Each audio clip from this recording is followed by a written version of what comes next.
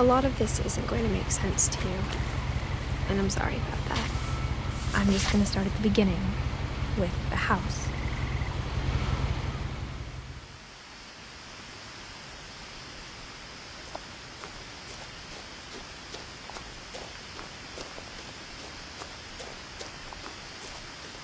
I lived here until I was 11, but I wasn't allowed inside half the rooms.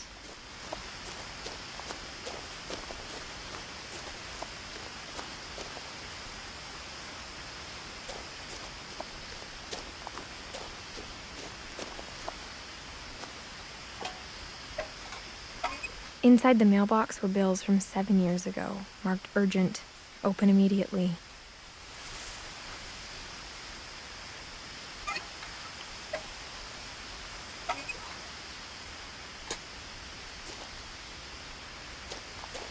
I hadn't been back since my brother Lewis's funeral.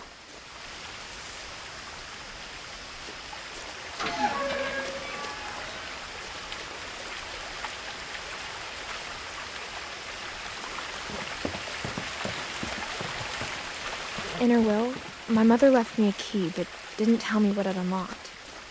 Maybe she thought I'd know. Or she thought that the mystery would be enough to bring me back.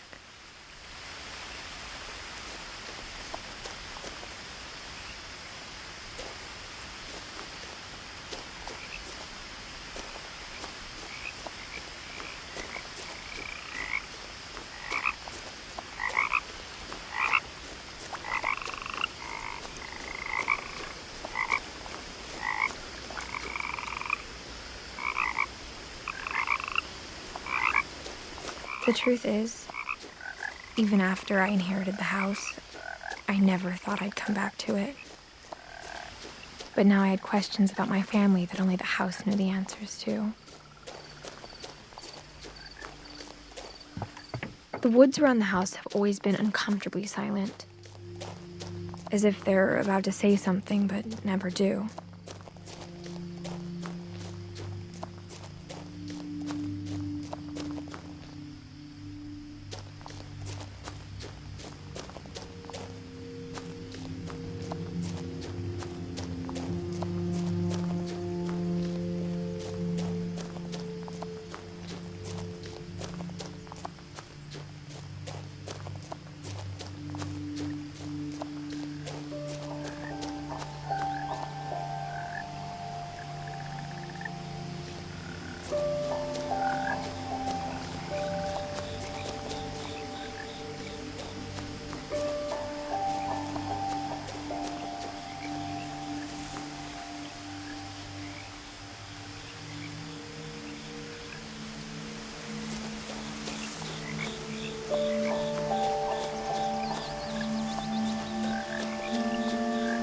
The house was exactly like I remembered it, the way I'd been dreaming about it. As a child, the house made me uncomfortable in a way I couldn't put into words.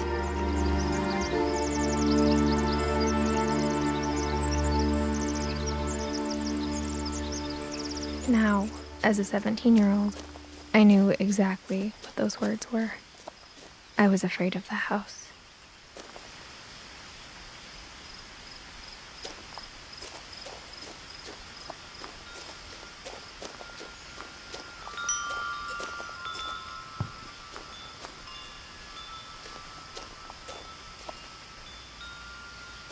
The house felt like it had always been here. Even the swing set was older than my mother.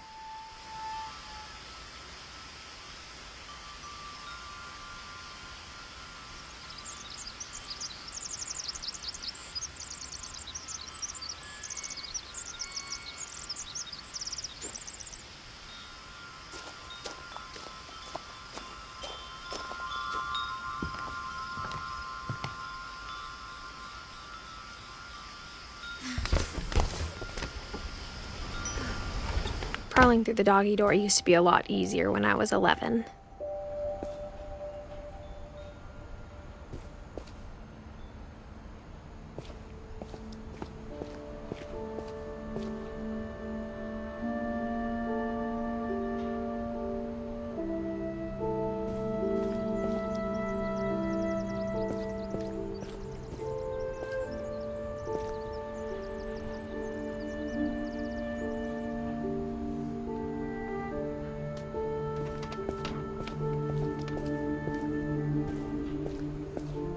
For the first time in years, I felt like I was home.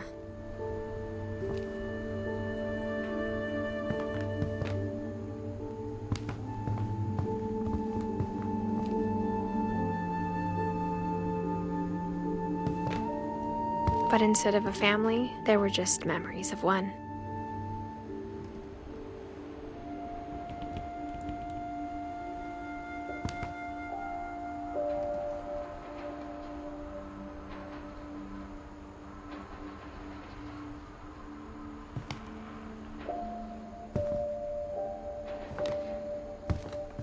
Like how after Lewis started working at the cannery, we all got sick of eating salmon. Except our cat, Molly.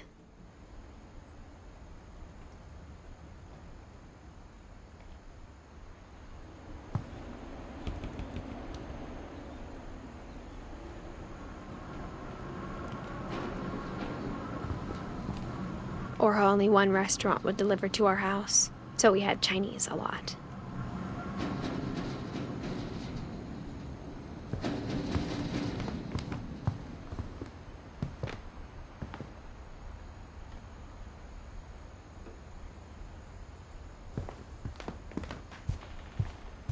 The table was still a wreck from the night we left.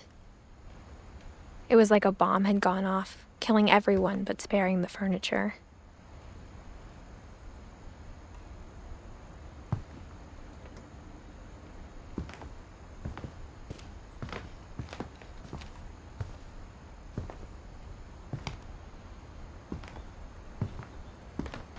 My mom was the only one of us who could imagine Great-Grandma Edie living in a nursing home.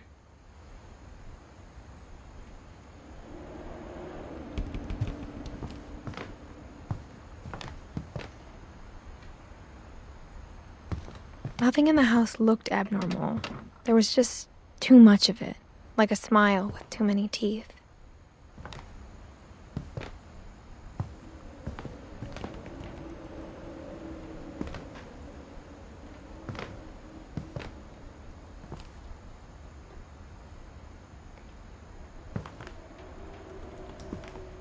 Even the fireplace had a story. Edie told me the bricks came from the original house, after it sank.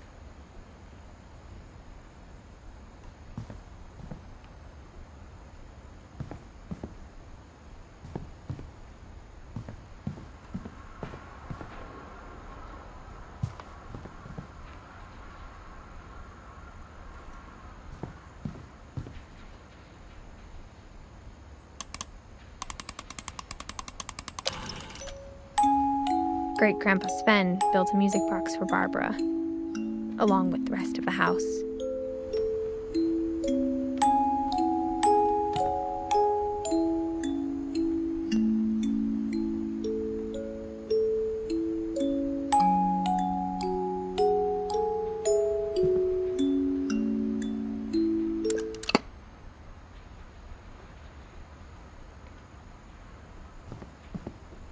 Mom always told me to stay out of the basement, so I wasn't too surprised when the key didn't fit.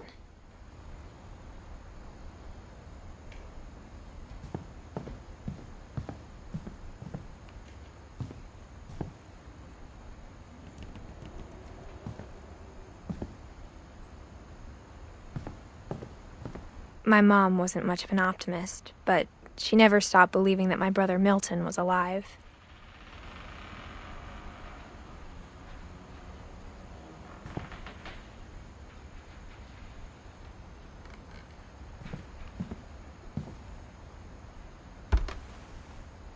Edie told me once that every Finch who ever lived is buried somewhere in the library.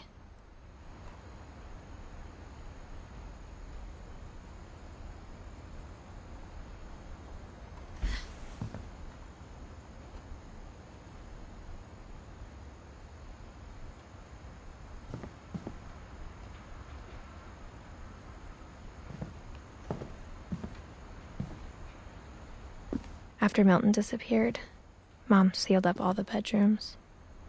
Then Edie retaliated and drilled peepholes.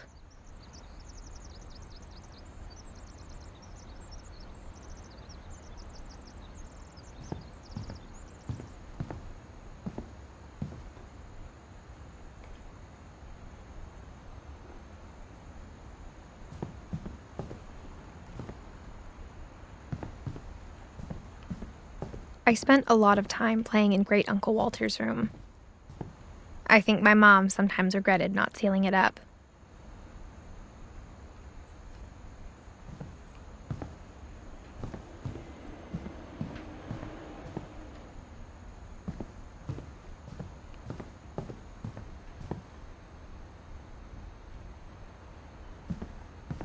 Lewis told me there were secret passages, but I never believed him.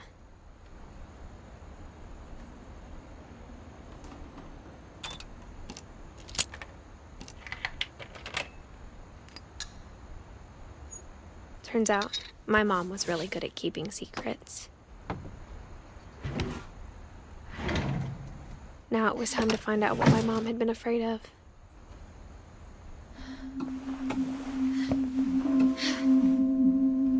Reading this, maybe it sounds like I had a plan. From the paintings on the wall, it was clear my brother Milton had been here before me.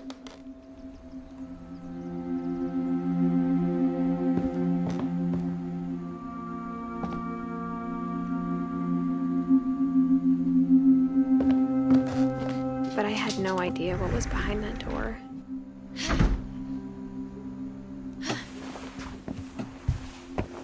Just like I had no idea where all this was gonna lead.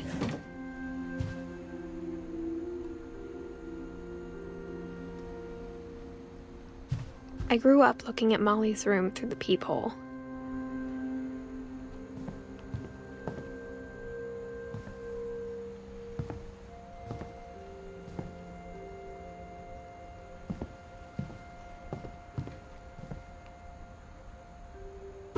Molly's gerbil had a tiny bedroom with its own even tinier gerbil cage.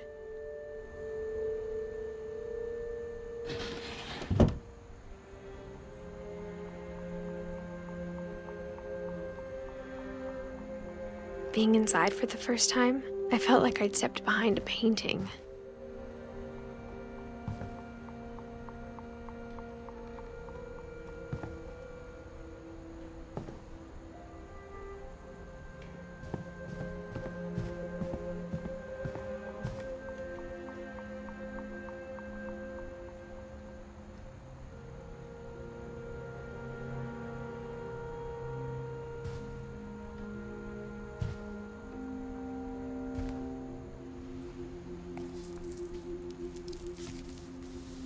December 13th, 1947.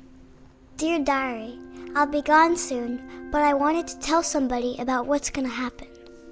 It started when Mom sent me to bed without dinner. I woke up and I was starving, so I looked around for something to eat.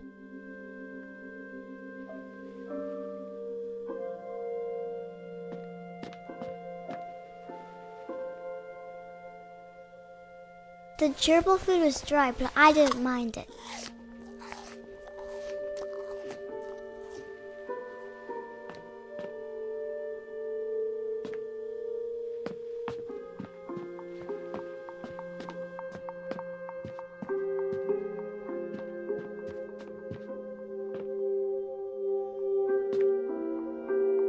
I thought about eating Christopher, but I held back.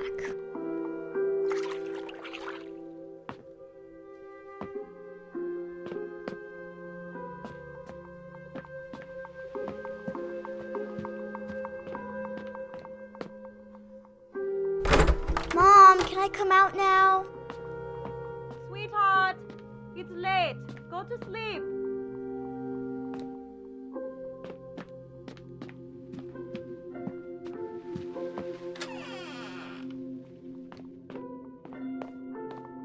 I kept eating and eating.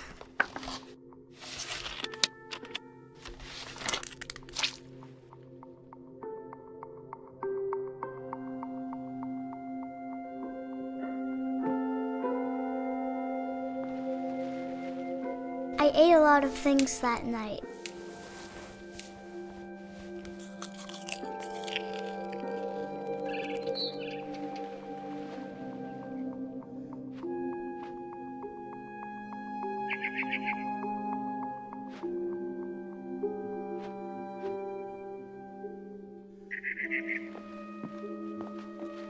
Then I heard chirping outside my window.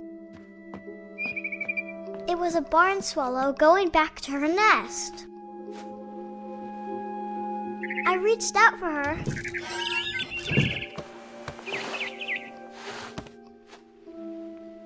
And suddenly, I was a cat.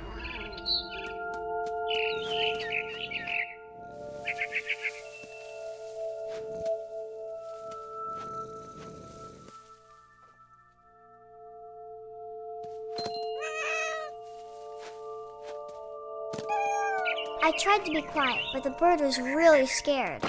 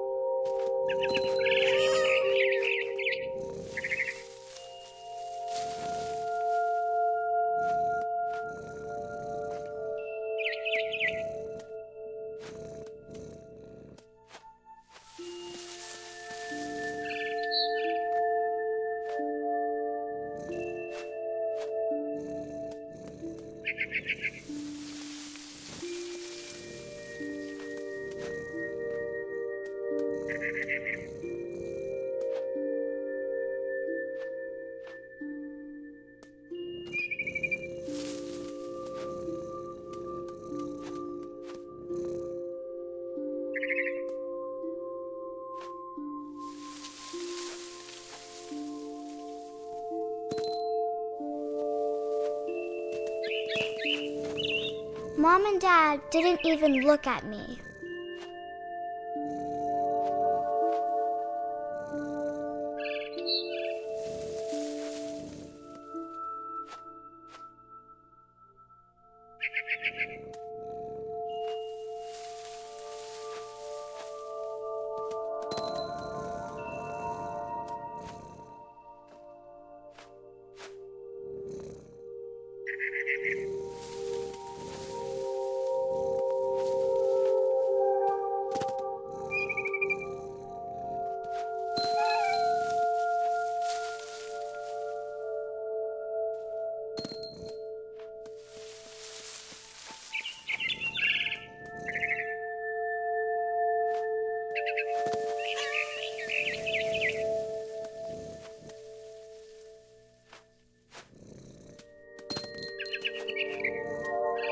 The babies were all gone.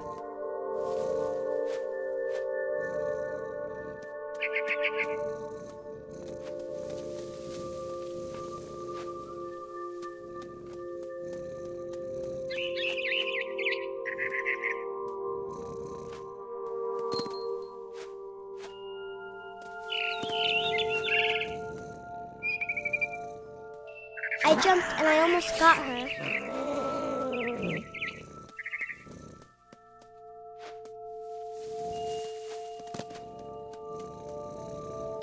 I could tell she was getting really tired.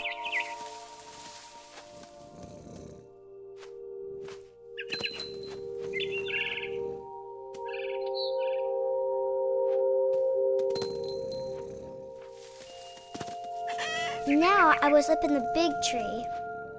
I promised Dad I wouldn't climb it anymore. All I cared about was eating that mama bird.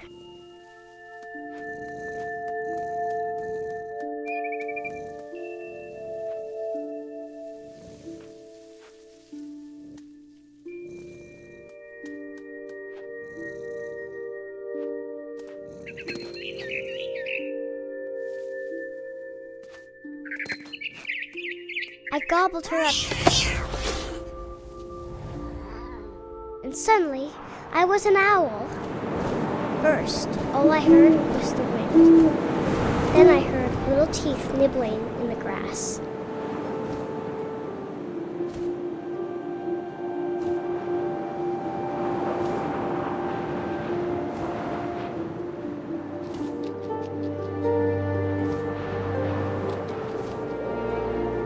rabbits.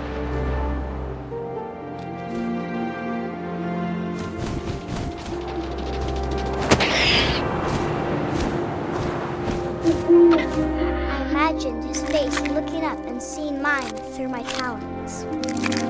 I swallowed him up, and I didn't chew one bit. Then I flew off to find something bigger.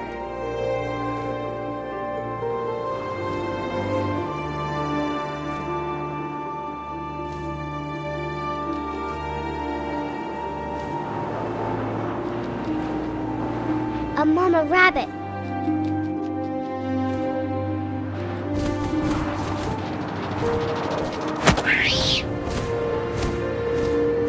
She was almost too big to carry. I started choking, but I couldn't stop eating. And suddenly, I was a shark.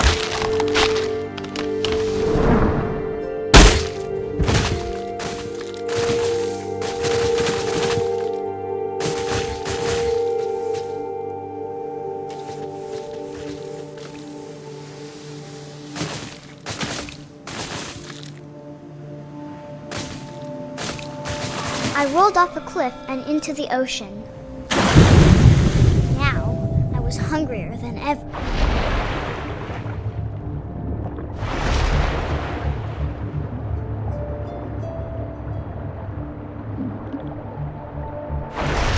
I wanted fat, juicy seals.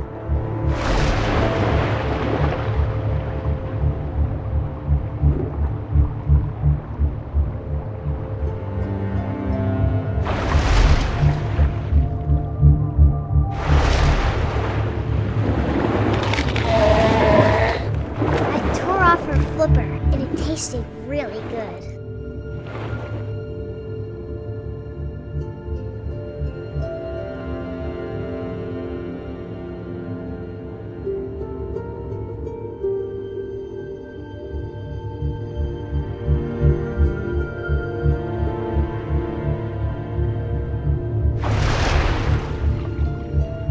I grabbed on tight, but I was so hungry.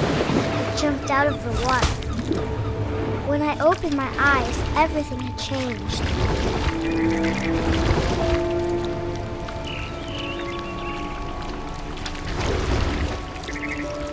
Now I was a monster and I smelled people everywhere.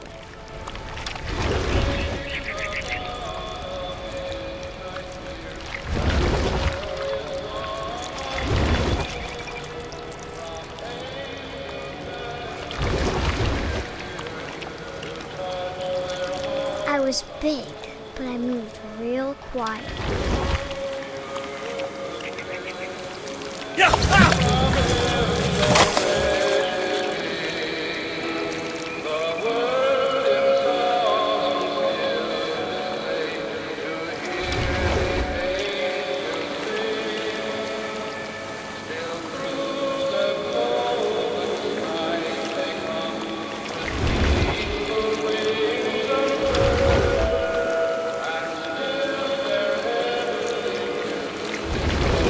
I wanted to stop, but also I didn't.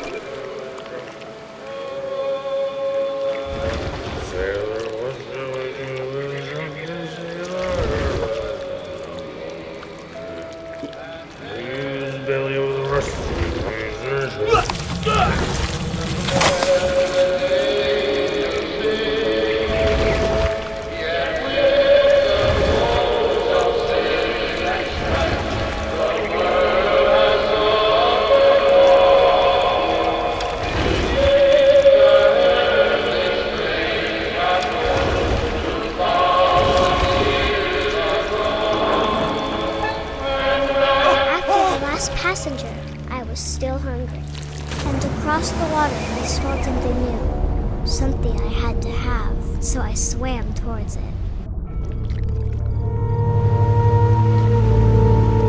I slithered onto the sand, and the good smell went into an old pipe.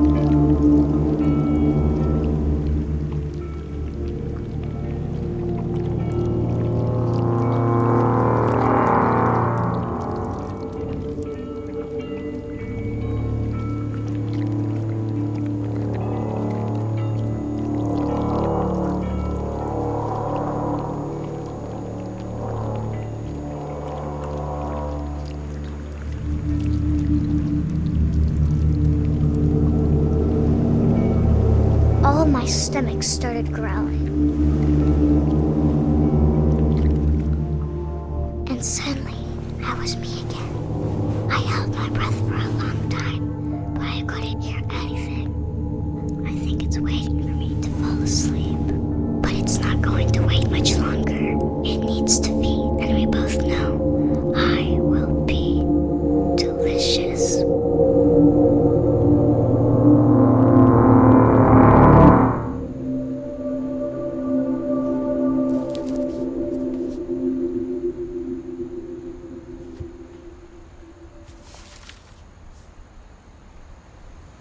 I'm not sure if I believed all of that, but I'm sure Edie would have.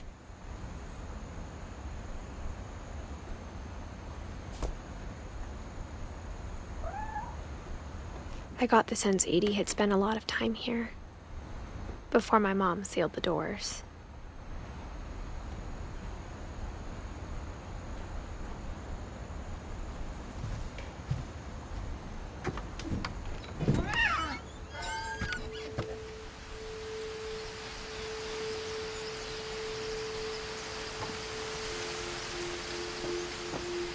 This will be obvious later, but my mom never told me any of these stories. Edie would have, but Mom didn't like bringing up the past. Though, when we adopted a stray kitten, she was the one who named it Molly.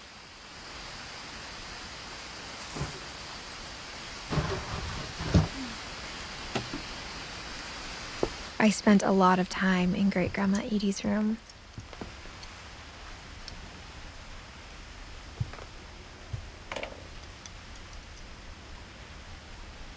Edie knit me a new pair of gloves every year, just in time to replace the old ones.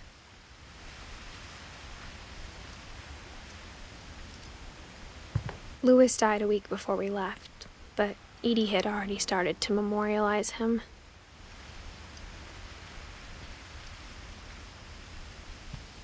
Her room was like a museum.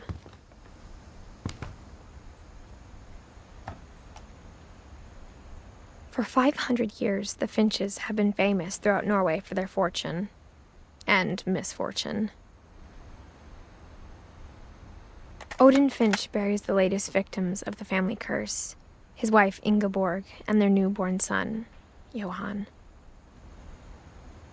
On January 7th, 1937, he set sail with his family and his house, hoping to leave the curse behind. But 40-foot waves off the coast of Washington send the house and Odin to the bottom of the sea.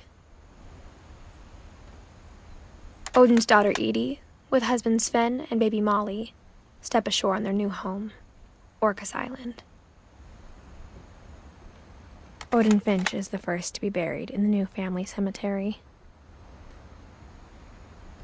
His daughter Edie is already dreaming of a new Finch house.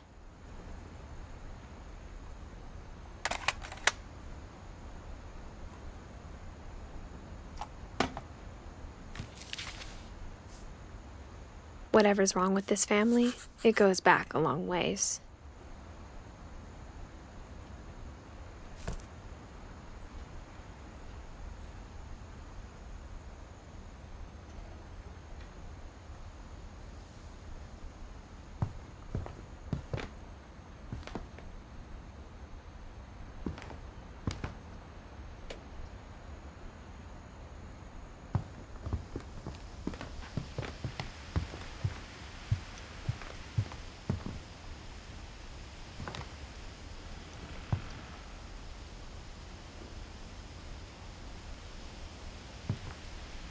One summer, they evacuated the island, but Edie refused to go. For a few weeks, she was a celebrity.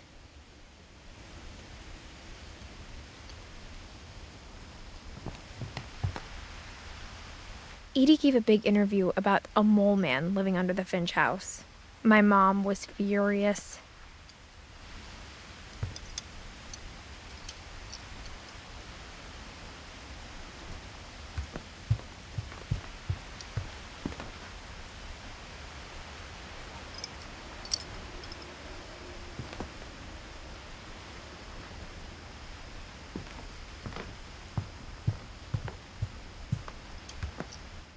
I hadn't thought of myself as Edith Jr. for a long, long time.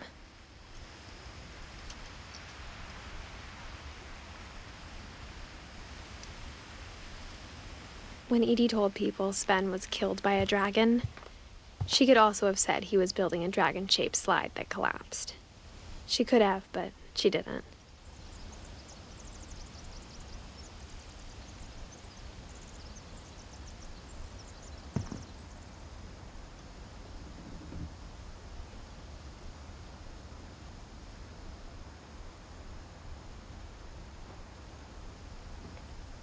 Even in her 90s, sometimes Edie seemed a lot younger than my mother.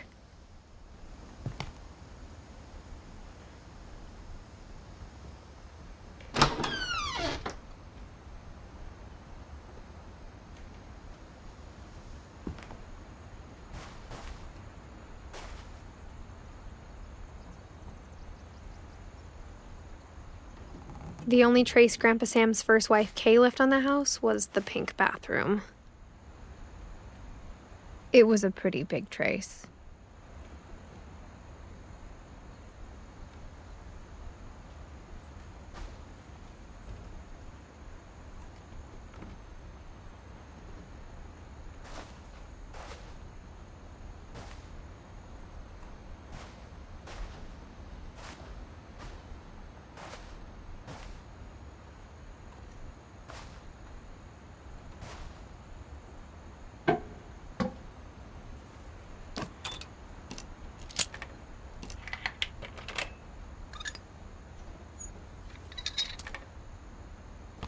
There's a secret in this bathroom.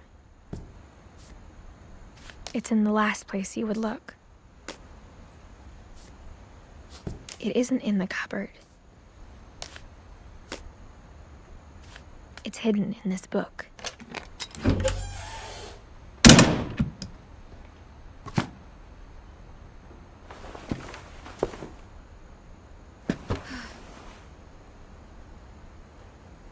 Sven gave Sam an old camera he'd refurbished. He never put it down.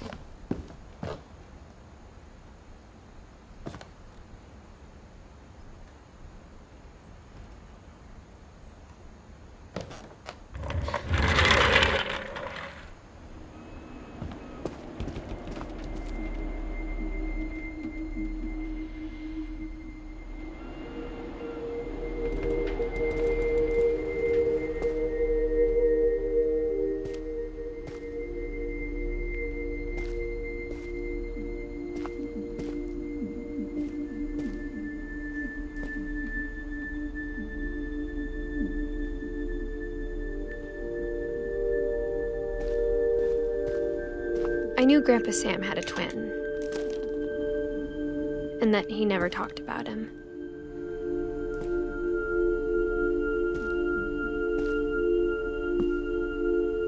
I guess my grandpa didn't like history any more than my mom did.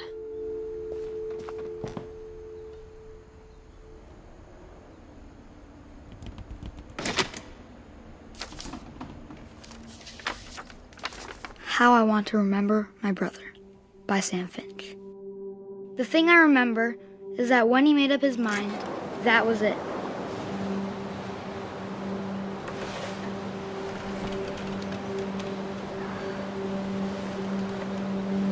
My brother said he'd die before he ate another mushroom, and he did.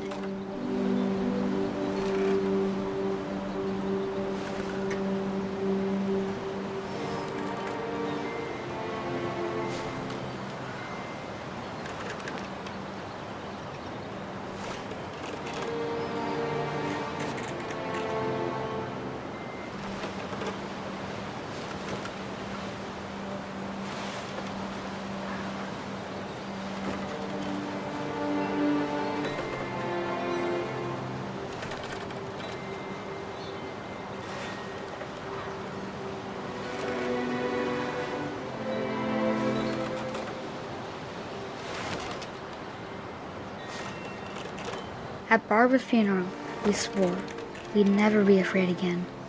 And he wasn't. I think Calvin always wanted to fly.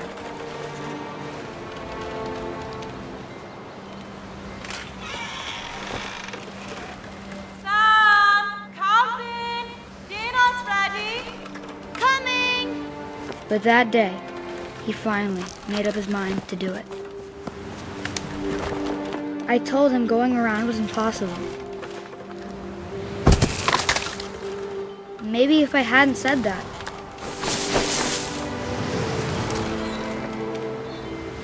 Calvin! I'm not gonna tell you again! maybe if the wind hadn't picked up, then maybe he'd still be here. But I doubt it. I think he'd already made up his mind. That's what I want to remember about my brother.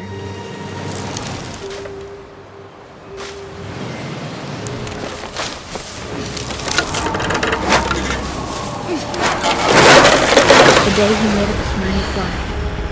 And he did.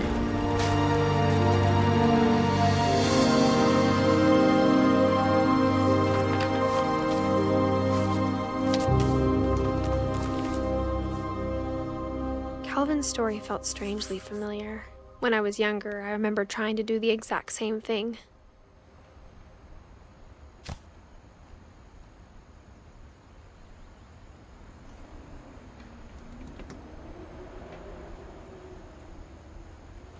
After the funeral, Edie roped off Calvin's half of the room.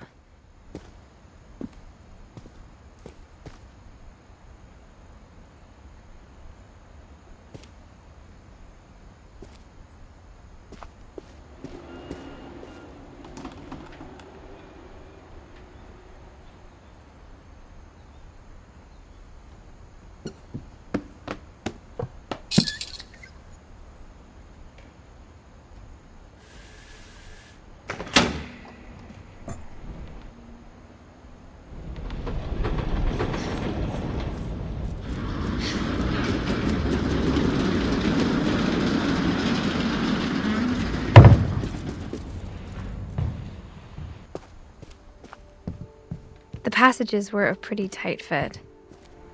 They'd obviously been built for smaller hands and bellies.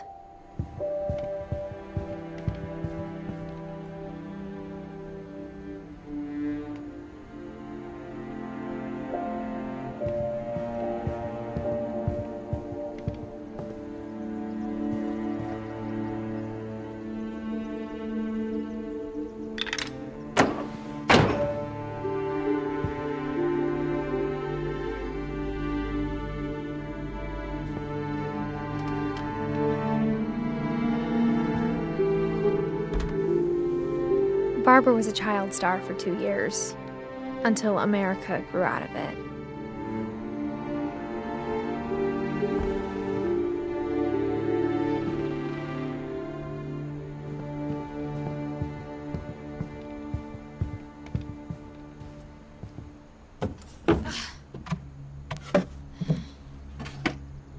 Growing up, I always thought of Barbara as a child star. I never thought about how hard it must have been for her afterwards.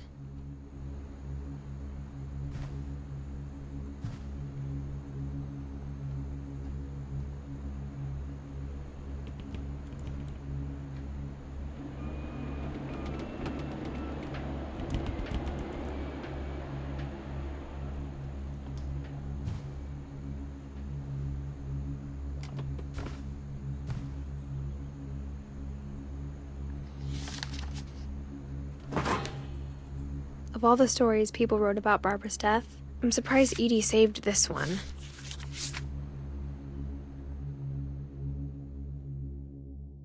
Old Jack here with another ghastly tale inspired by America's most unfortunate family. I'm calling it The Surprise Ending of Barbara Finch. As a child star, Barbara was famous for her scream. Now at 16, she was all washed up. A has-been. But in a lucky break, she'd been asked to perform her signature scream at a local convention for monster movie fans. It was just the boost her career needed. Unfortunately, her scream hadn't aged well. Getting better. I think you just need the right motivation. Her biggest fan and current boyfriend, Rick, was about to demonstrate when... Now that was a great scream. It was Barbara's father, Sven. He'd slipped into a table saw and had to be rushed to the emergency room. So Barbara got stuck babysitting her youngest brother, Walter. Her convention comeback was cancelled. Okay, I'm hearing frustration, but I'm not hearing terror. What if I tried... A gang of hoodlums in Halloween masks have been terrorizing Orcas Island tonight. Police are urging residents to... That came from the basement. You're right! Also, I loved your delivery on that. Why is your basement door locked?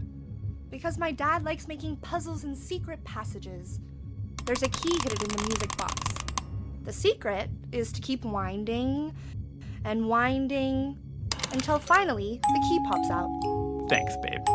I'll be back in a sec. 20 minutes later, Rick hadn't returned. So Barbara went to look for him, right on cue. She reached for the music box. And as she wound the key, she listened for Rick, but the house was silent.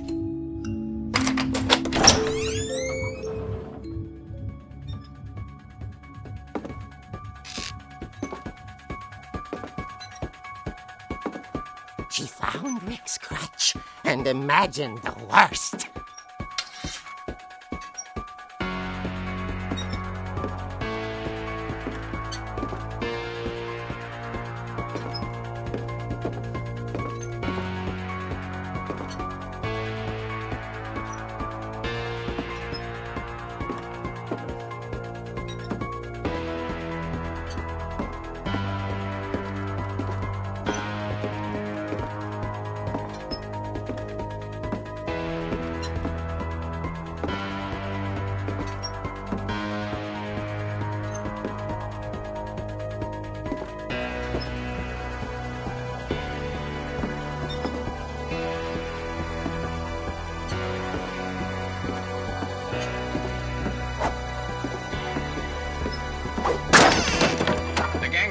The infamous Hookman killer, Dr. Carl Hamill, who impaled and then ate his family 10 years ago tonight.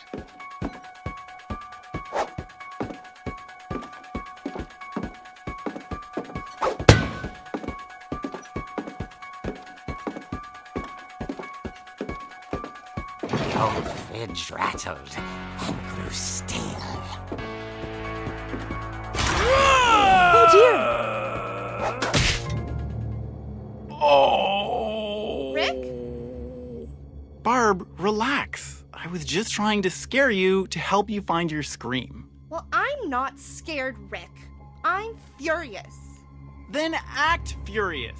All I'm getting from you now is that you're hurt and confused and She threw him out, but she kept a little something to remember him by. Barb, have you seen my other crutch? And she was still holding it when she fell asleep watching the late picture show. Hours later... Barbara! Walter, what's going on up there? Ah! Okay, I'm coming up, but if this is a trick, you're dead, Walter.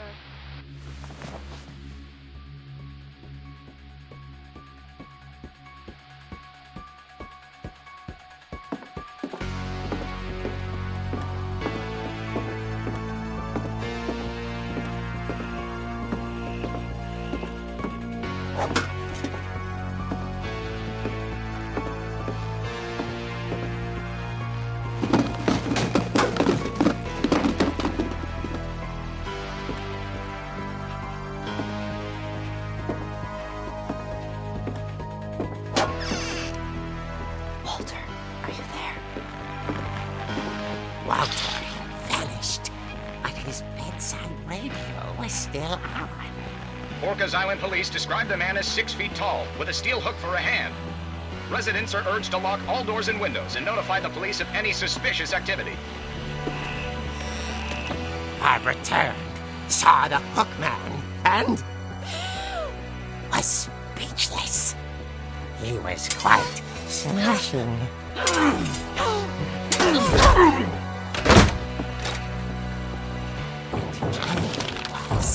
He couldn't get enough of Barbara. Okay, Barbara, there's gotta be another way out of here.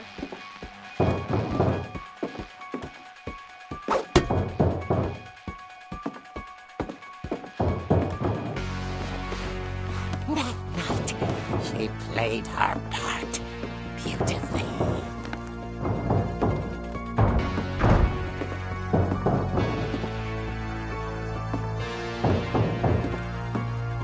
Molly's door hadn't been opened in years. The hinges groaned.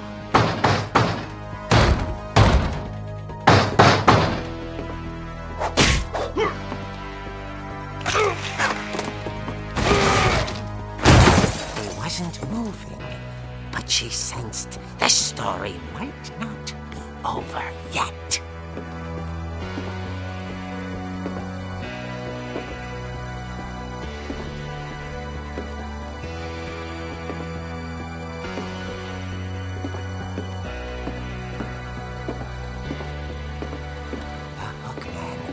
Vanished. She listened for his breathing, but all she heard was...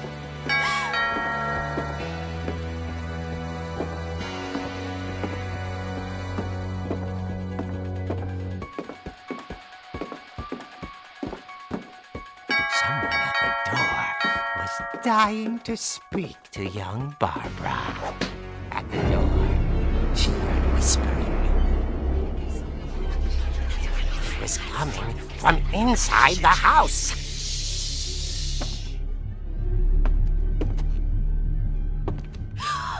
Oh dear. Surprise! Bravo, Barbara! You were one. The monsters had come to surprise her. For Barbara, it was a dream come true. Then she saw what kind of monsters they were, and she realized what was about to happen. She was going to be famous. And with her final breath, Barbara Finch gave the performance of her life.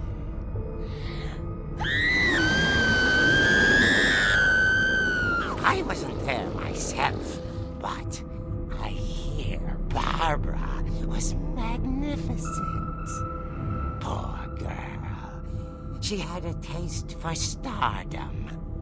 But unfortunately, so did her fans. Of course, the police blamed it all on poor Rick, who disappeared the same night. And little Walter? Hiding under his bed the whole time. He took it all pretty hard, but that's another story. As for Barbara, tucked inside the music box is all they ever found of her. Her ear. Now that's what I call a real eerie tale.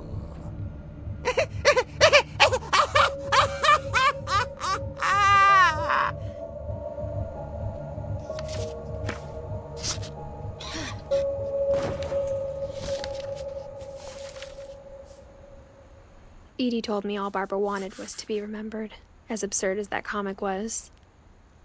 Maybe what Edie saw was a happy ending.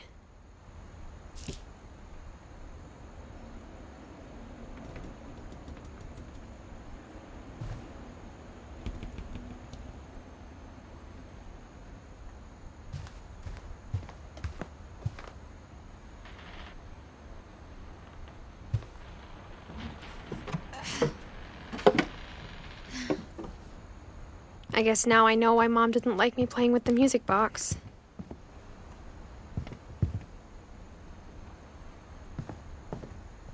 Whenever people ask me about my family, the first thing they always want to know about is Barbara.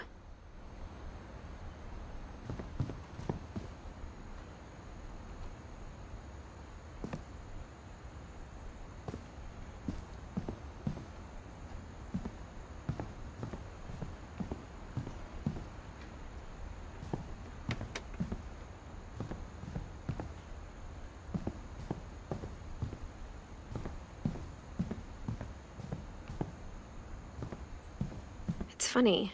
All those times I played with the music box and never found the basement key.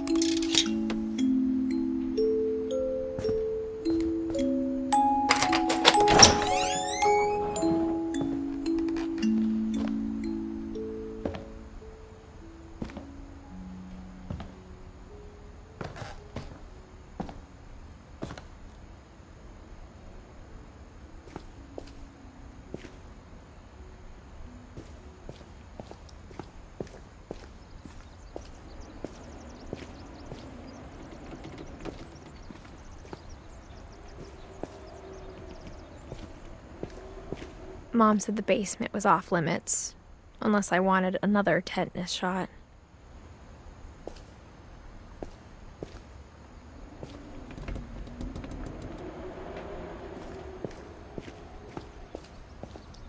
I saw Edie sneak down to the basement once, carrying packages.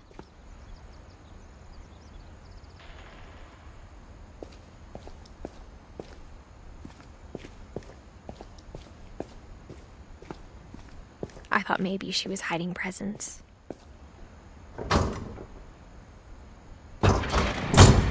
It turned out she was hiding a lot more than that.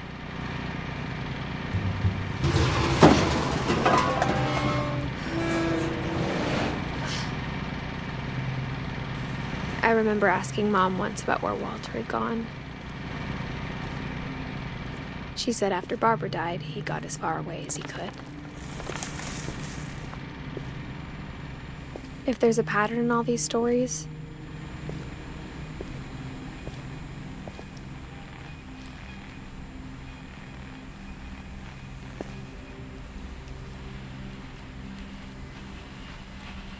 I think it's that none of us has gotten very far.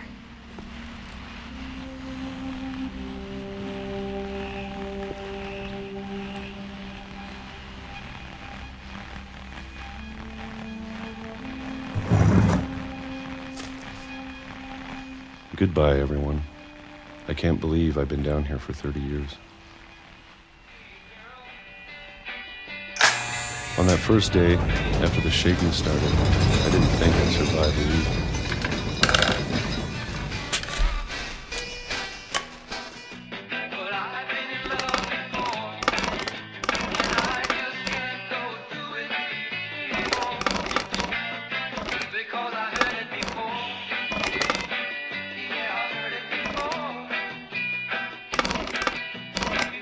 But after a few days, I settled into a routine.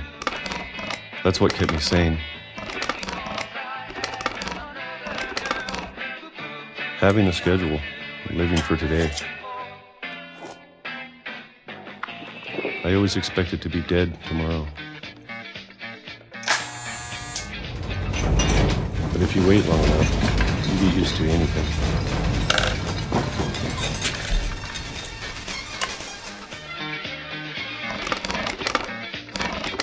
Even a monster on the other side of the door starts to feel normal. Almost friendly.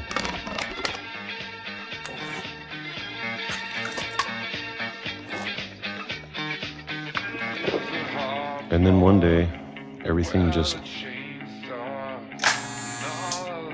stopped.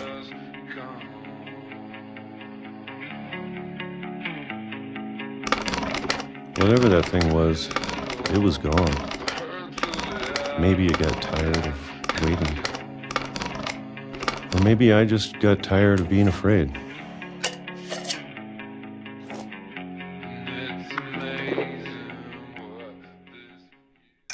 It's been a week now, the longest in 30 years. I'm done waiting. I have to leave while I still can.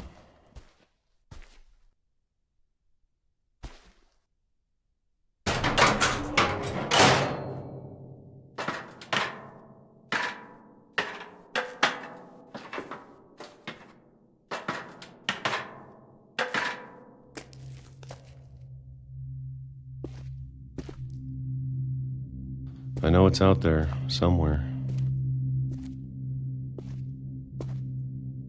Whatever killed Barbara and Molly and Calvin.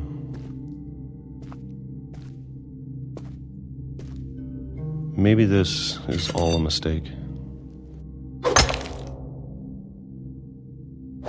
But I need to stop living the same day, even if it kills me.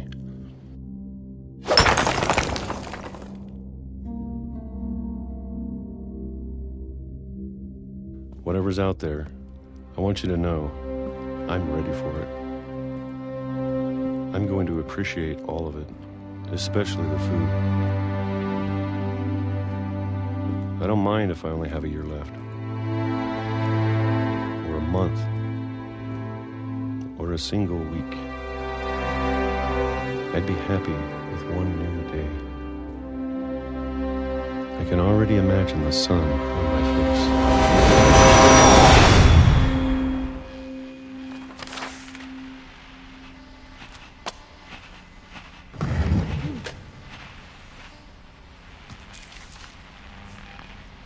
Walter died when I was 6.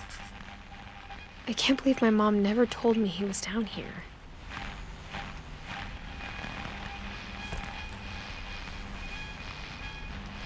I'm sure my mom was trying to protect me.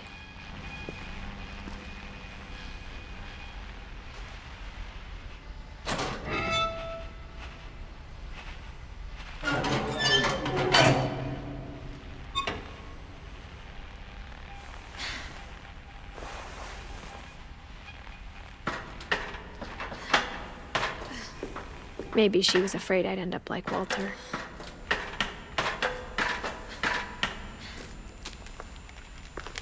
But if she never told me about an uncle under the house,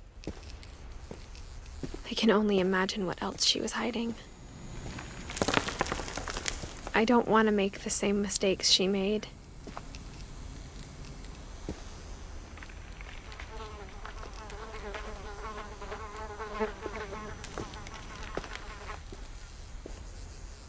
Trying to bury something that's still alive. Now that there's only one of us left, or maybe 2,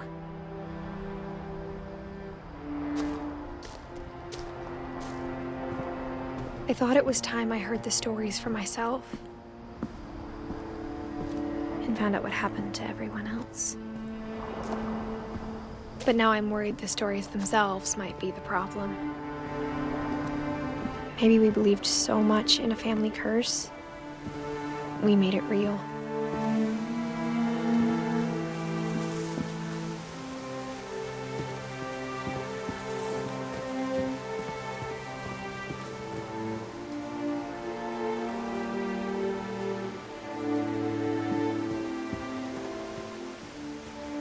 I don't know if I should even be writing this.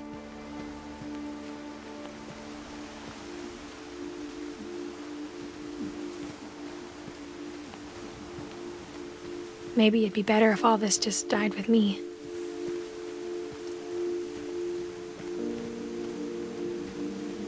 But I thought you should know about your family.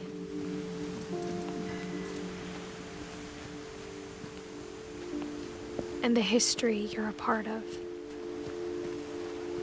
Though to be honest, I feel as lost as you probably do right now.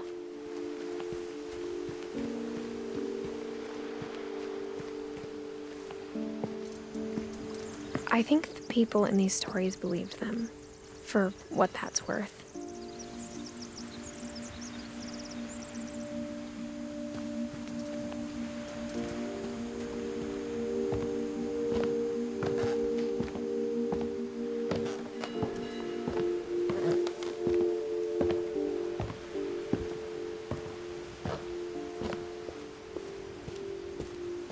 And when you look at the house, that history of imagination and stubbornness and madness, any of it seems possible.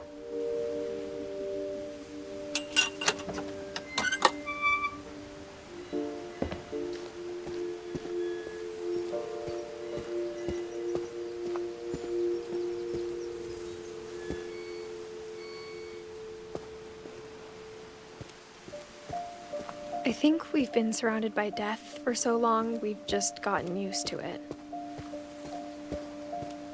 What kind of family finishes building a cemetery before starting the house?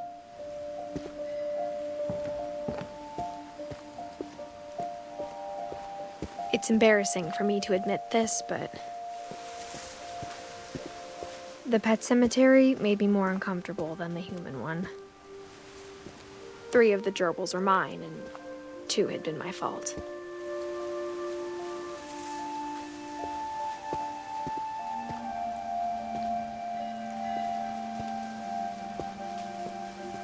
Sven built the house, but it was Edith who designed the cemetery.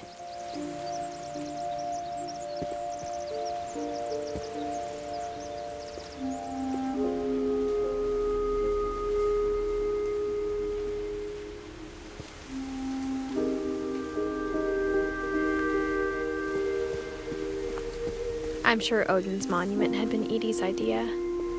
My mom was always trying to move on, but for Edie, the past never went away.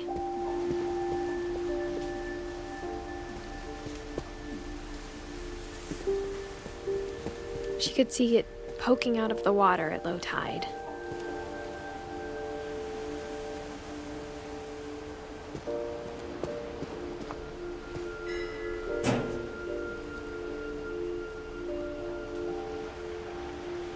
Edie said she dreamed about the old house every night.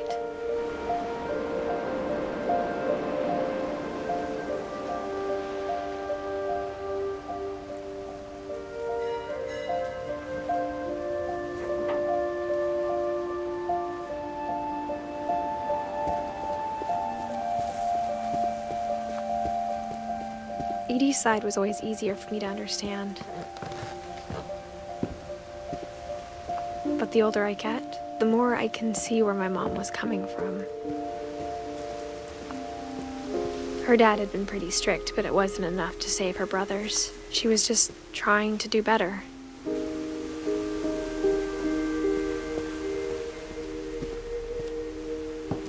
She lost 2 of her brothers, just like I did.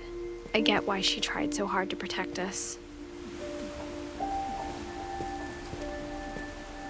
We never found Milton's body, so my mom insisted we were putting up a monument, not a tombstone.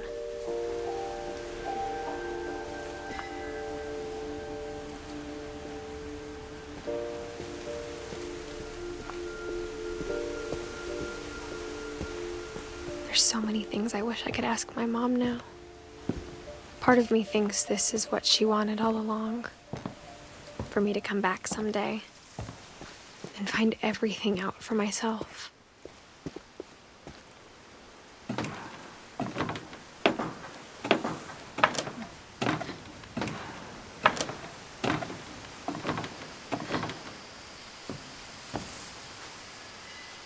But looking back on it now, if she told me there was going to be so much climbing, I never would have come when I was 22 weeks pregnant.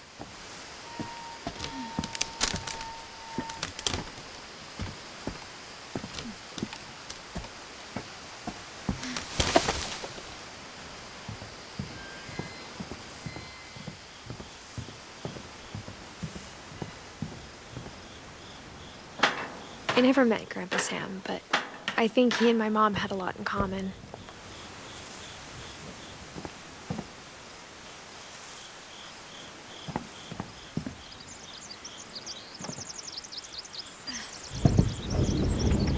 They were both pretty intense.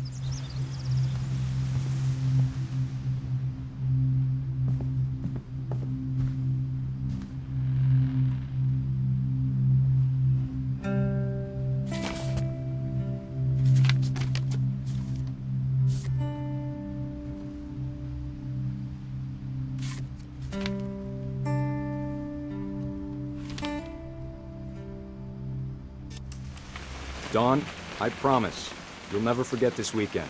Yes, sir. These memories are gonna last a lifetime. Perfect. It's gonna rain the whole weekend, isn't it? I will never forget this weekend, Dad. That's the spirit. Okay, got it. I'm gonna take some pictures, okay? Just be careful. That camera's older than you are.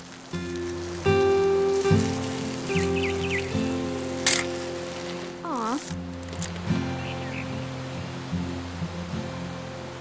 You're right, Dad. It's starting to clear up. Still freezing, though.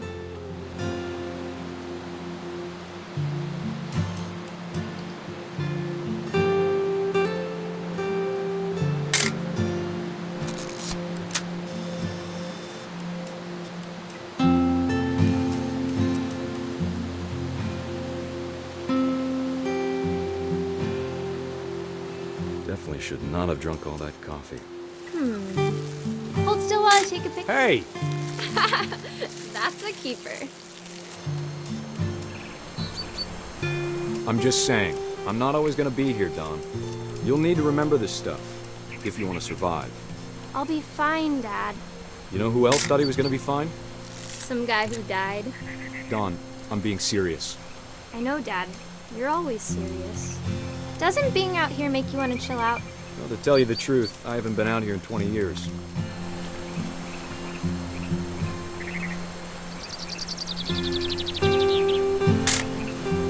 Dawn, don't you think you could find something more interesting to photograph? Last time I was with my brother Calvin. Man, that was a great trip. Your grandpa Sven taught us how to fish, how to build a fire.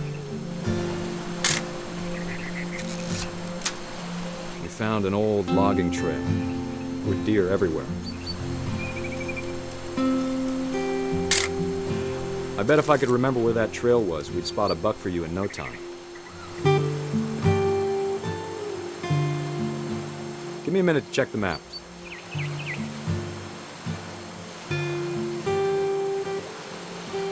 Dad! Good eyes, Dawn. Before you take the shot, let me get a picture of you.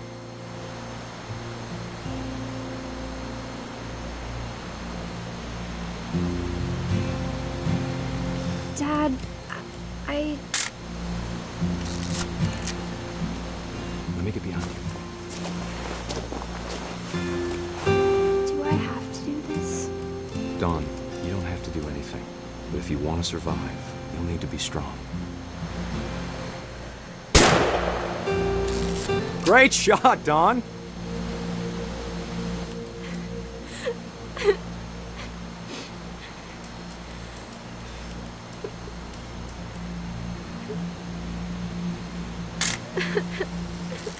I'm proud of you, Dawn. Always remember that, okay?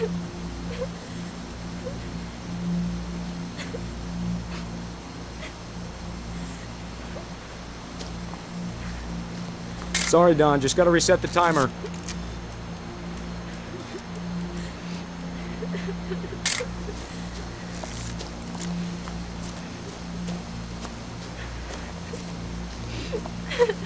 Dad, it's twitching.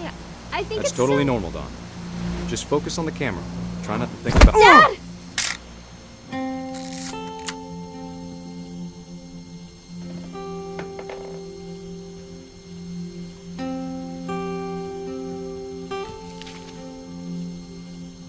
Of all these stories, that's the one I wish most that my mom had told me.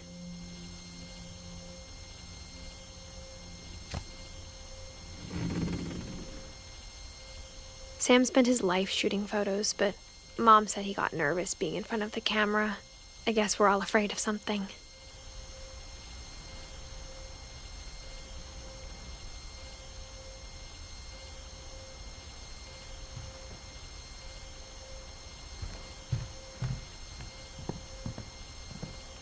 Instead of hiding from death, Sam seemed to go out of his way to meet it.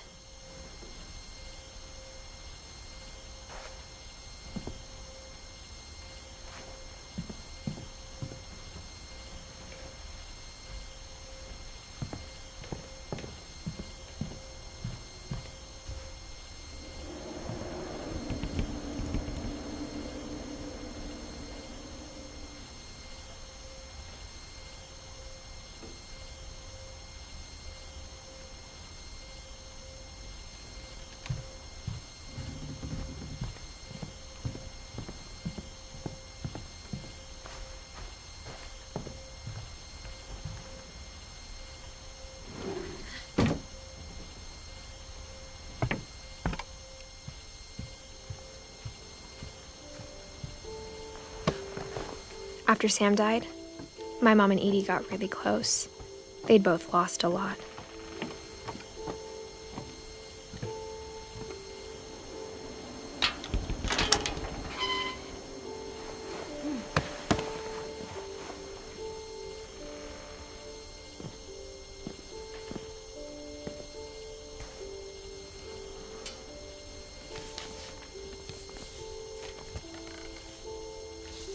Dear Kay, do you remember the way Gregory used to laugh when he thought he was alone? Like something funny was happening, but only he could see it. I think he saw things the rest of us don't.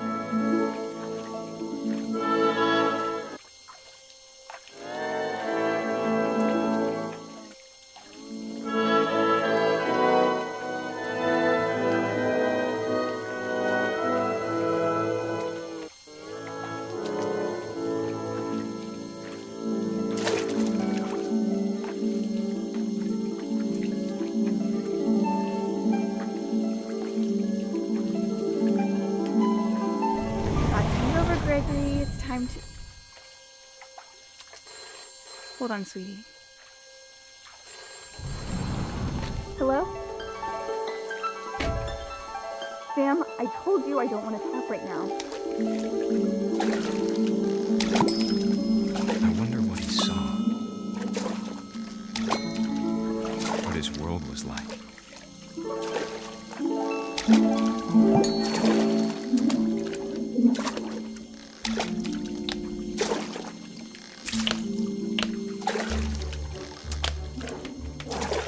Reminded me so much of Calvin. Lost in his imagination.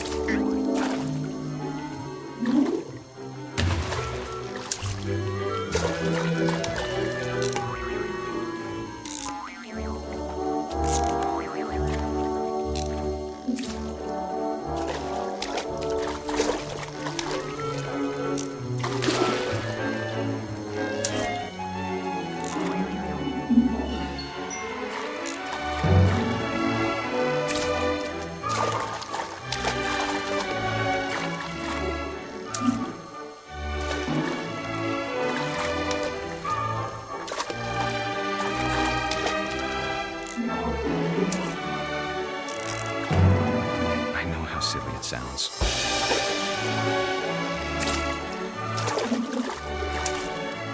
But I worried about a baby being too happy. But I could feel him slipping away. Sorry about that, Gregory. I know you did everything you could. Maybe if I hadn't called that night. Damn it. Hold on, I don't want Gregory to hear this. I wish he could have told us about the world he saw.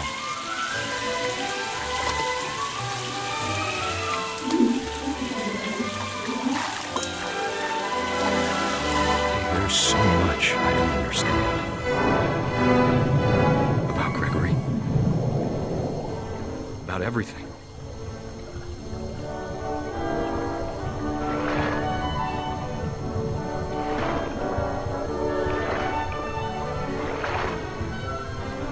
But I know what happened wasn't your fault.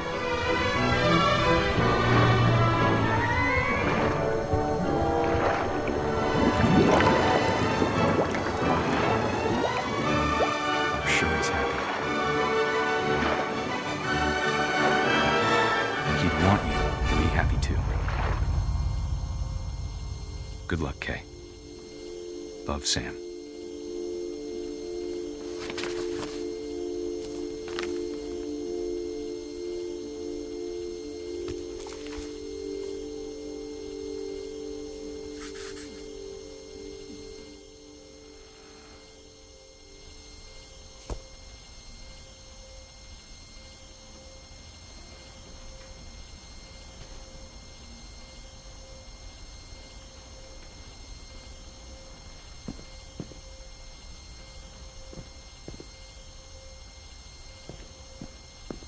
I can't imagine my mom ever writing poetry, and yet...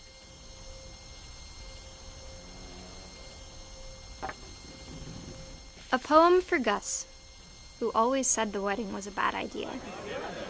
Our father never hit us kids, at least not very hard, before the day my brother said with teenage disregard that he'd be dead before he'd see a wedding in our yard.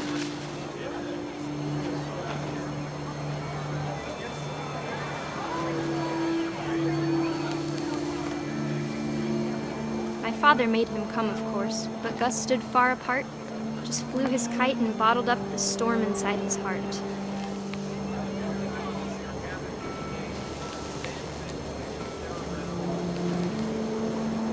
I tried to talk him out of it, but though he'd never met her, we don't need a stepmom, were the words that I now pronounce you husband and wife. Make him cry.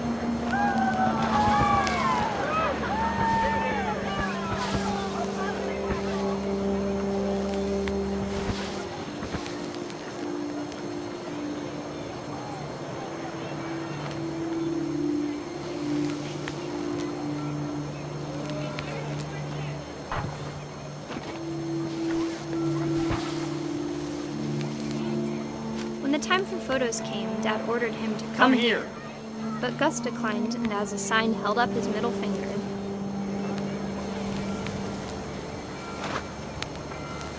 The wind picked up, and panicked geese appeared and quickly went.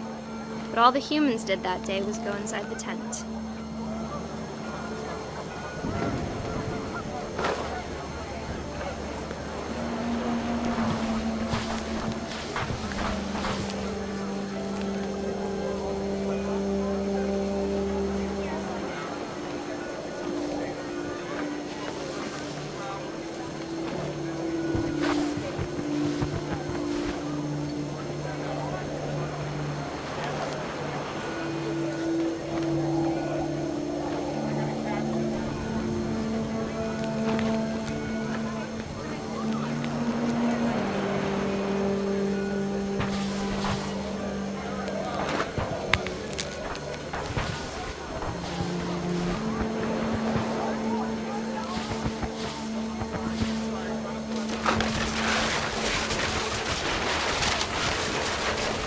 Rain came down in buckets then, but no one seemed afraid that nature might destroy the tent our dad had crudely made.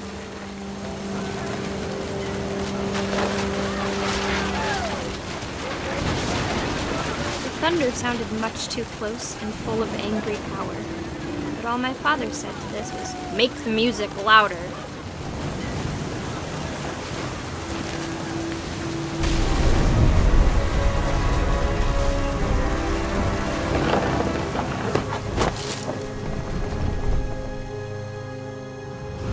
I wish that I could truly say I thought about you on that day. Out there on the beach alone, just you, the wind, the sea, and foam. But I didn't, until we found you.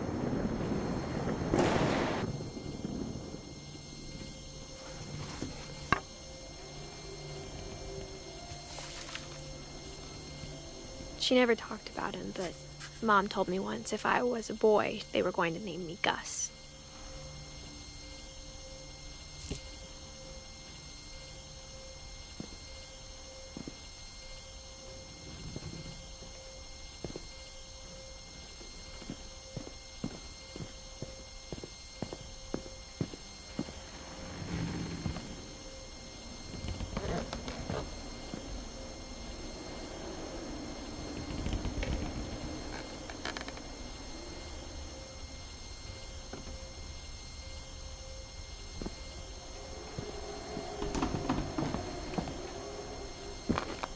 My mom moved up to the loft after her brothers died.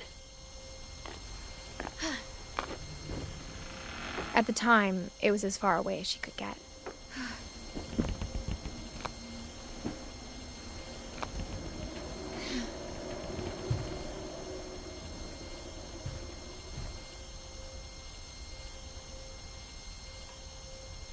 Religion was another thing my mom never talked about, but I think it helped her a lot after her dad died.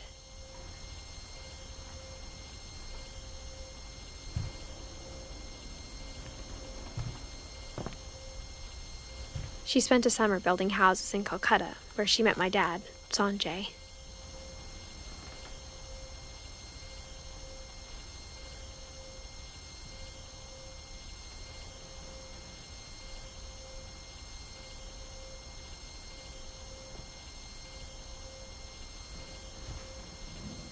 My mom moved to India a week after graduation and got a job teaching English. Louis was born a year later.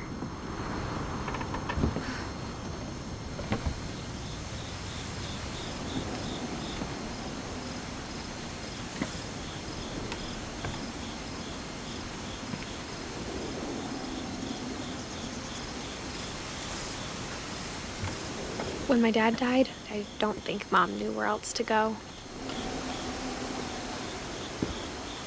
I'm sure Edie was happy to have her back.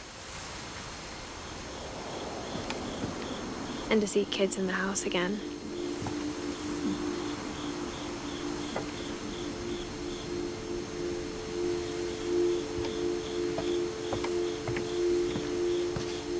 The house had to get a little bigger, but Edie was used to that.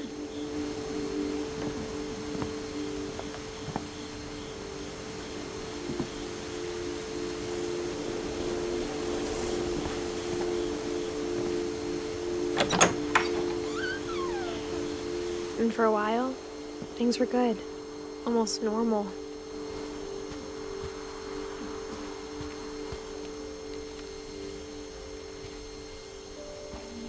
But it didn't last.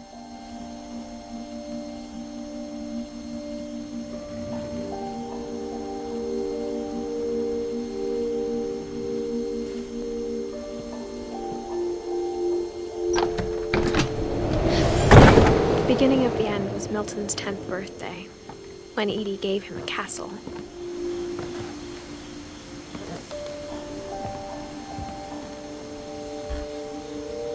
After Milton disappeared, the only thing he left behind was a room full of paintings.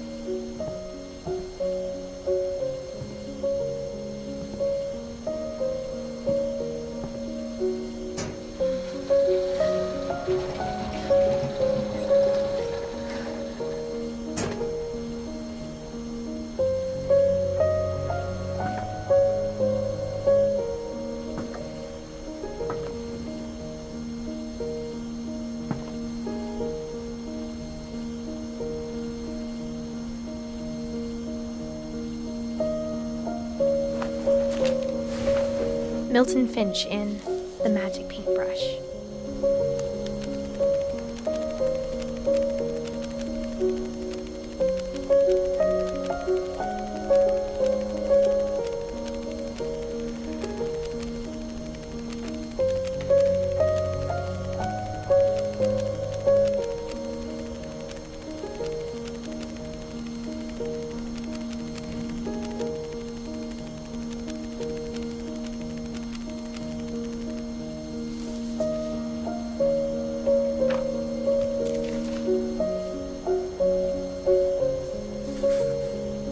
I was 4 when Milton disappeared.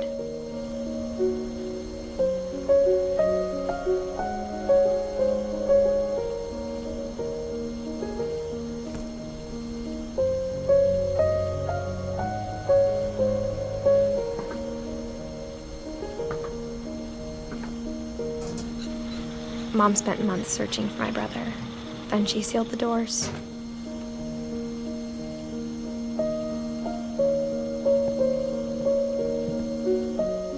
Whatever Milton had found in the house, Mom didn't want it getting out.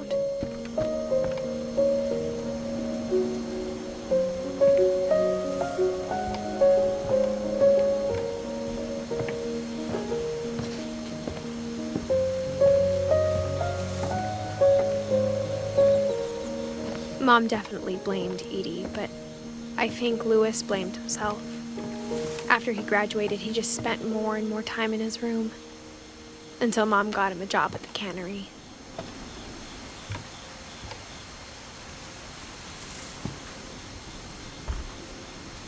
Everyone always told me to stay out of Louis's room, except Louis.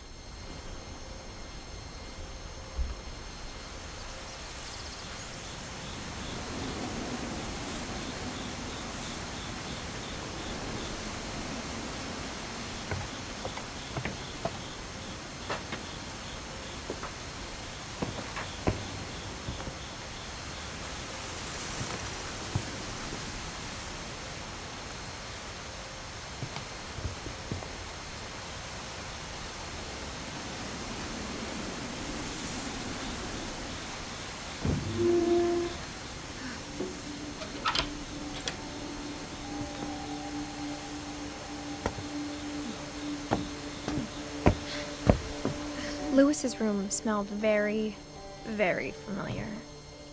That part of him lived on.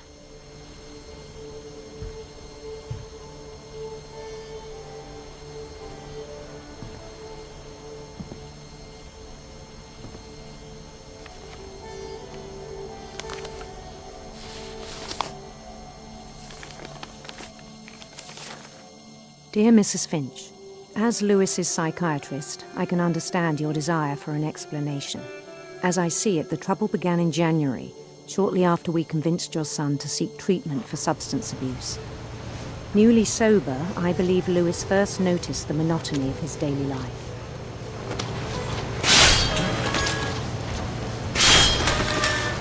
He kept working at the cannery.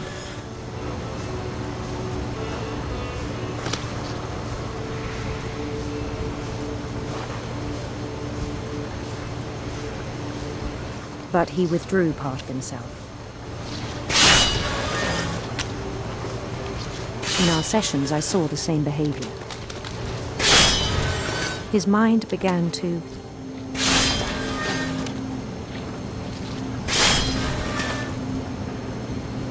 wander.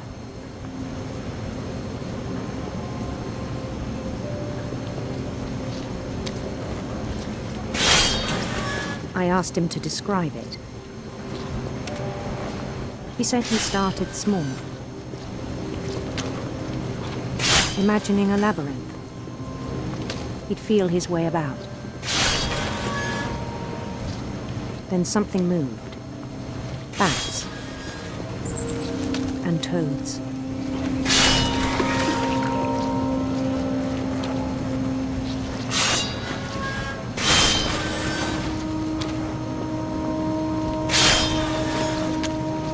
And things that had not names.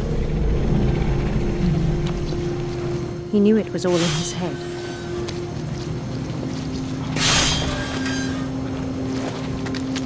But he took it very seriously.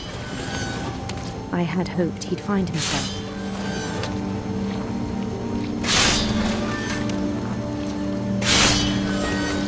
But he found something more.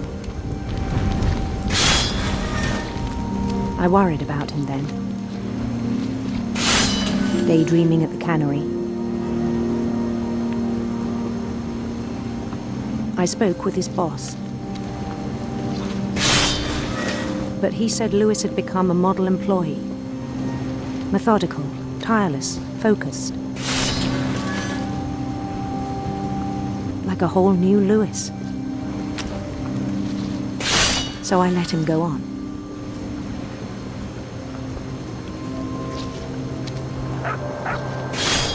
I even encouraged him.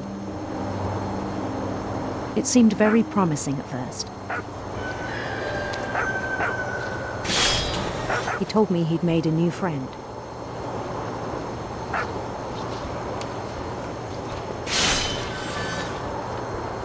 On the edge of a city he named Louis Topi. He built the city up slowly, brick by brick. Then he made musicians.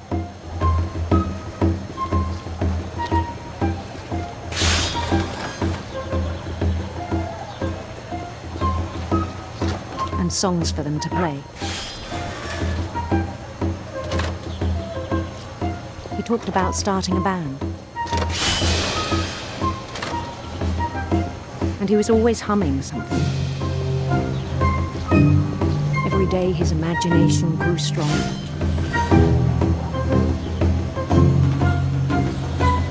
He no longer spoke at the cannery.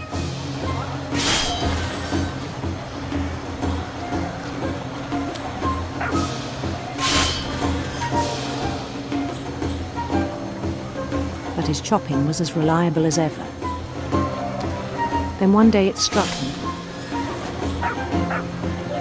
that all the cheering crowds, even the stones under his feet, were all in his imagination, so he could do whatever he wished.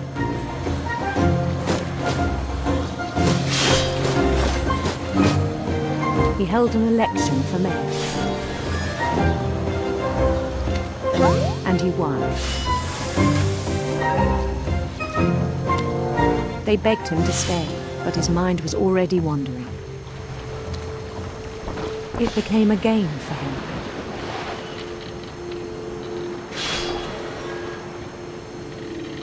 He'd conquer a city, then immediately push on.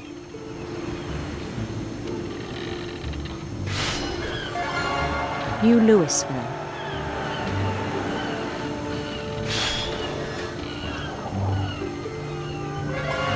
St. Louis.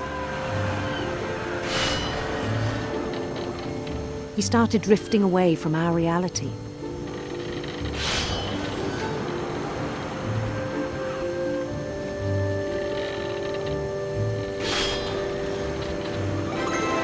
Minneapolis. Until one day he forgot to go home from the cannery. Even as his mother pleaded with him, part of Louis kept sailing on.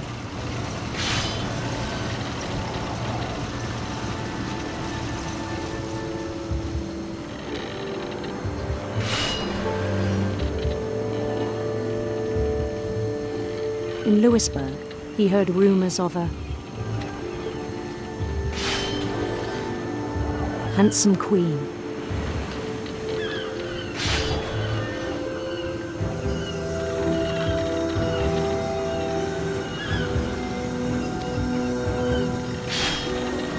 The queen was on her own quest for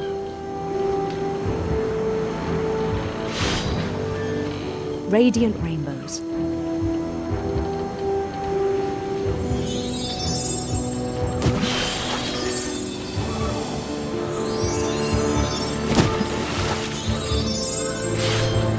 He followed the sound of her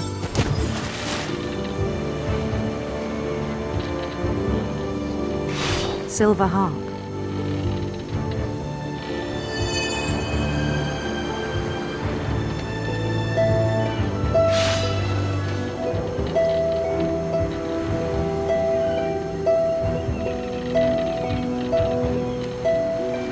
His chase led him to a golden palace east of the sun and west of the moon. Even then, his logic remained sound. He knew the world was all in his imagination.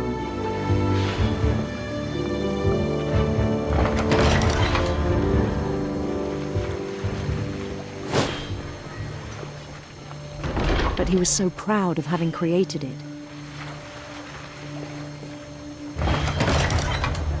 In his own eyes, he'd become something greater than a king.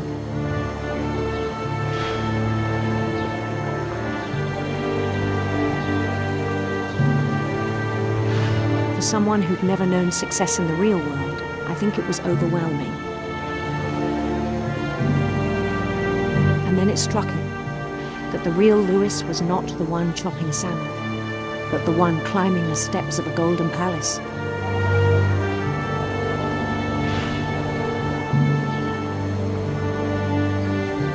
My imagination is as real as my body, he told me. It was hard to argue with him.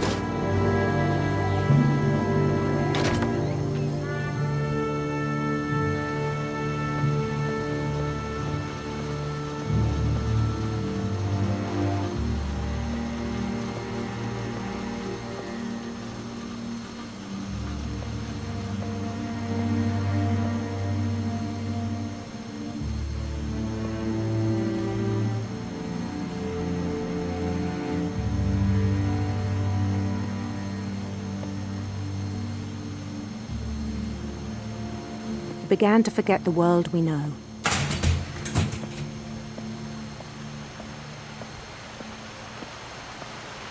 I think it pained him to remember Louis, the cannery worker.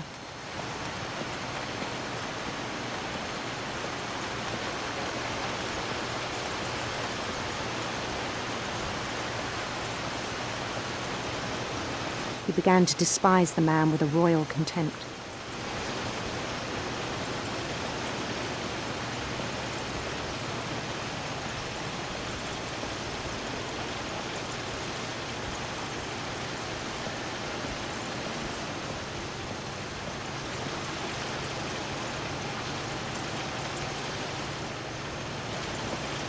I still thought I could save him.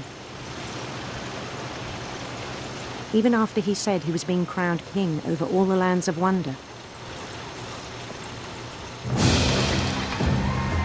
The palace would be packed with his companions.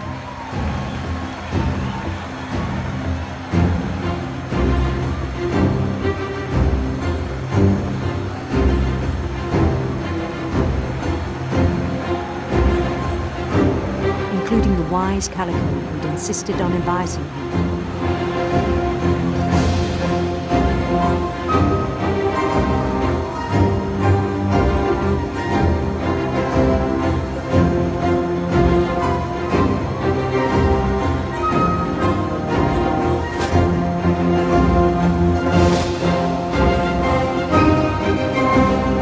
His queen waited, holding his crown.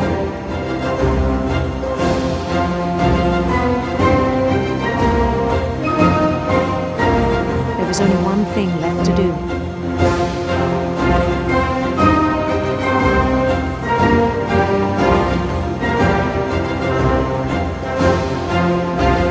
Bend down his head.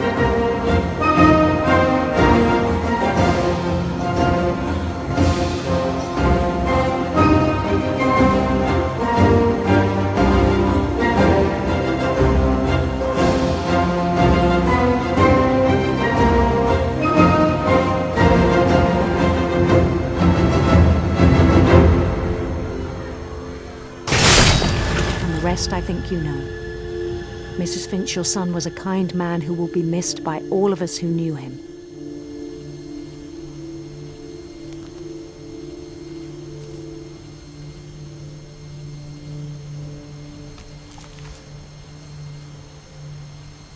My brother was really cool. I wish you could have met him.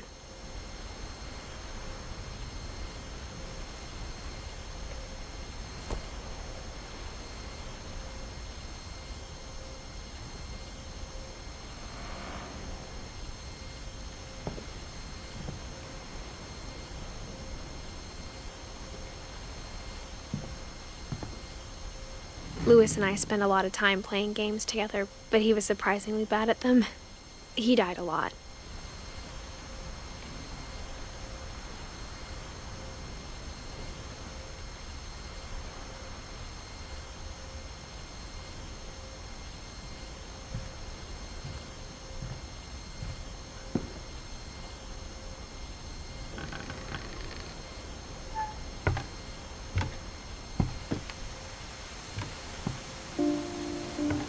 On the way back from Louis's funeral, my mom told me to start packing. She waited until the day before we left to tell Edie.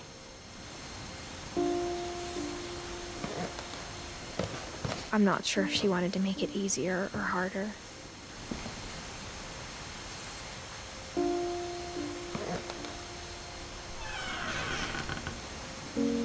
wish we'd stayed.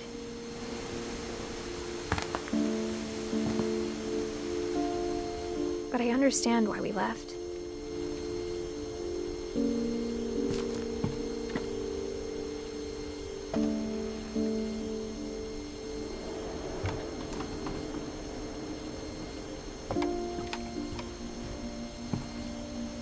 My mom ended up leaving everything behind.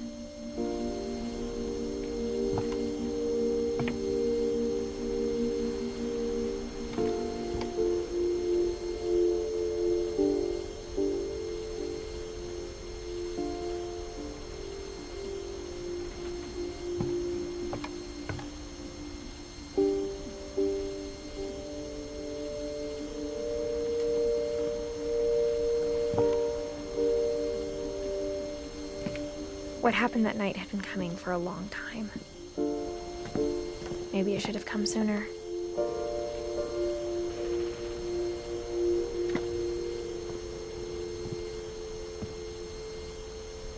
But it had to end one way or another.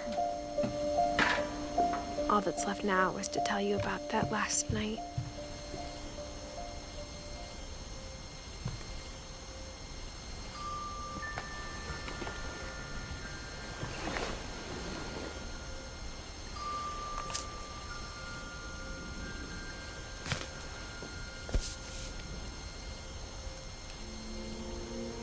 That whole last day, Edie just watched us pack and didn't say a word.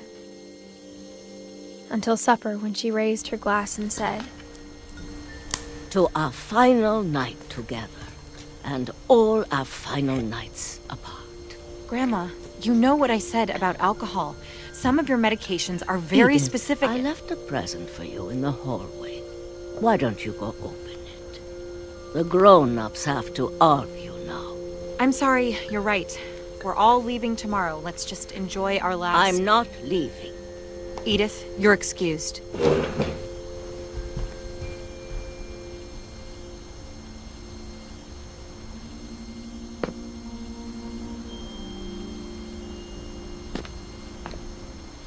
The power had been shut off that morning, but Edie always had plenty of candles. When my mom sailed the library, I don't think she knew about the other entrance. Or that Edie had a key to it.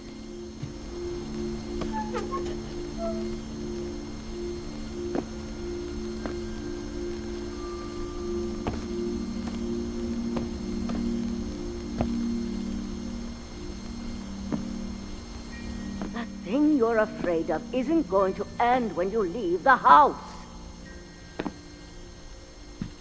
Edith has a right to know these stories. My children are dead because of your stories. I think it's best if Edith and I leave tonight. We'll have the nursing home send a van for you in the morning, okay?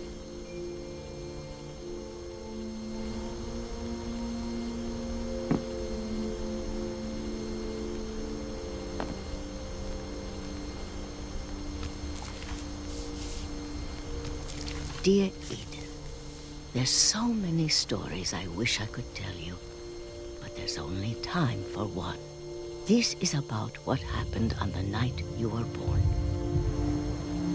That night, the tide went way, way out.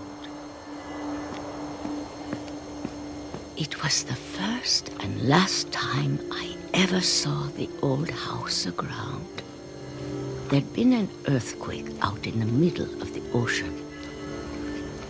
They called it the lowest tide in 1,000 years. God, it smelled awful. You know, I've seen that house every day of my life.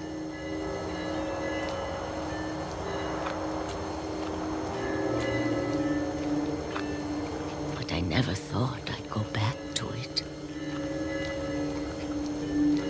When the fog rolled in, I lost my way.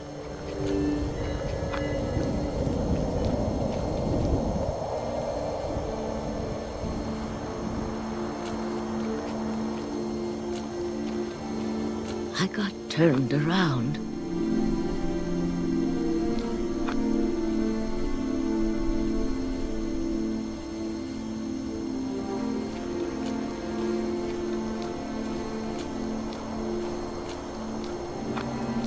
started seeing things.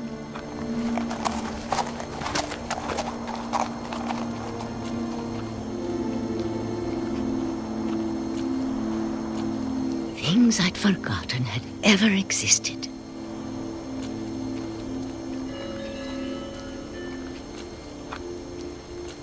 But when I saw them, they felt like old friends. That night, a lot of things came back to me. Or maybe I came back to them.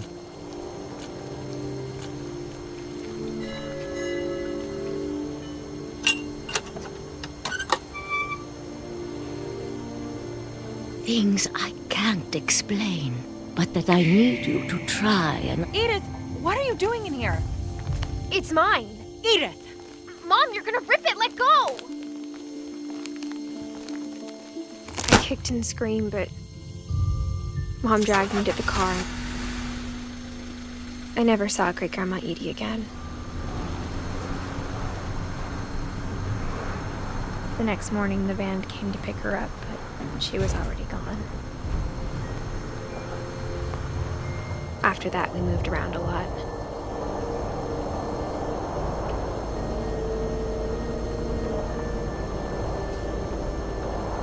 We both tried to make the best of it.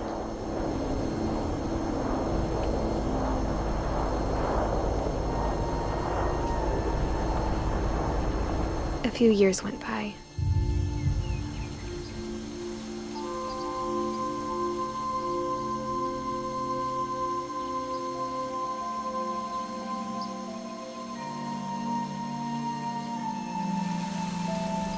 My mom didn't like to talk about it, but she started getting sick a lot.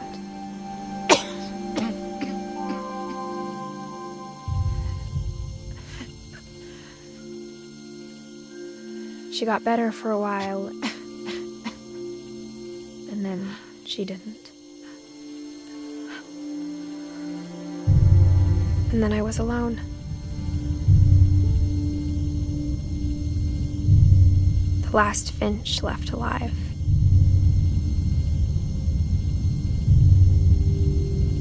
Until I found out about you.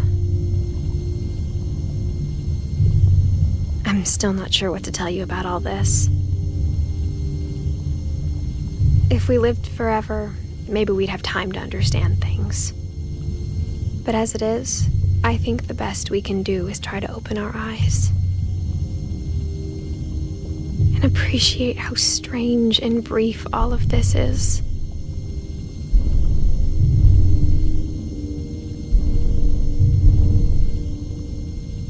This journal was supposed to be for you, but now I hope you'll never see it. I just want to meet you and tell you all these stories myself. But I guess if you're reading this now, things didn't work out that way.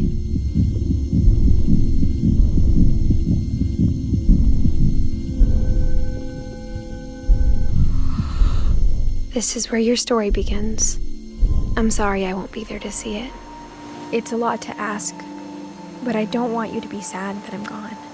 I want you to be amazed that any of us ever had a chance to be here at all. Good luck.